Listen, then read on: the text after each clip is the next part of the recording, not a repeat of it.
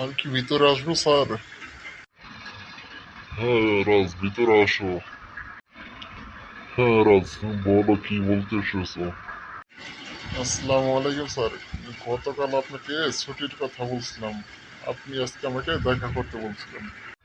ওয়ালাইকুম আসসালাম। ছুটি যে এখন কিভাবে দেই রাজ, কাজের তো প্রচুর চাপ। ওই দিন জানি লাগবে বলছিল ছুটি। স্যার 1 সপ্তাহ। তোমার ভাইয়ের বিয়ে জানি কয় তারিখে রাজ? স্যার সামনের মাসের 7 তারিখে। তাহলে এক কাজ করো, 5 তারিখে অফিস শেষ করে চলে যাবা, 9 তারিখে এসে সকালে ডিউটি করবা। এর বেশি কিন্তু ছুটি দিতে পারবো না। স্যার আপনাকে তো বলছিলাম 1 সপ্তাহ ছুটি লাগবে, আপনি 3 দিনের কথা বলছেন। আচ্ছা, ঠিক আছে স্যার। আসসালামু আলাইকুম স্যার, আসি। ওয়ালাইকুম আসসালাম।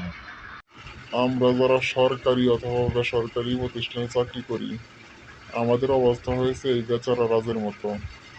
বসরা আমাদের সাথে ভালো ভালো কথা বলে আমাদের দিয়ে কাজ করিয়ে নেয়, সেইভাবে সুযোগ সুবিধা দেয় না, যার ফলে আমরা প্রয়োজনের সময় পরিবারের পাশে থাকতে পারি না।